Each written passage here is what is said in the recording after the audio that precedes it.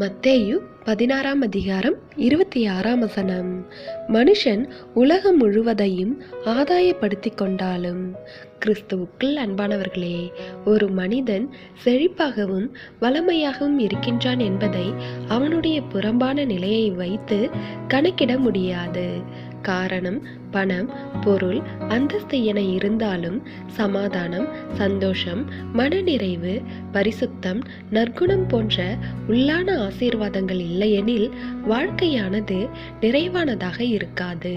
அதனால்தான் உலக பிரகாரமான நன்மைகளை மாத்திரமே மகிழ்ச்சியாய் இருப்பதற்கு முக்கியமானது என எண்ணி வருவோரை தேவன் ஒருபோதும் ஆசீர்வதிக்க விரும்ப மாட்டார். எனவே தேவன் நம்மை ஆசீர்வதிக்க வேண்டுமெனில் முதலில் நமக்கு நல்ல இருதயம் வேண்டும்.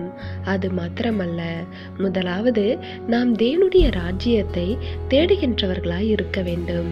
எனவே தேவ பிள்ளைகளே, நம்முடைய உள்ளான நிலை தேவனை பிரியப்படுத்தும்படி இருக்கின்றதா என்பதை சிந்தியுங்கள். அப்பொழுது நாம் நம்முடைய ஆத்துமாவையும் ஜீவனையும் ரட்சித்துக் கொள்ளுவோம். தேவனுடைய கிருபையும் இரக்கமும் உங்கள் அனைவரோடும் இருப்பதாக. ஆமென்.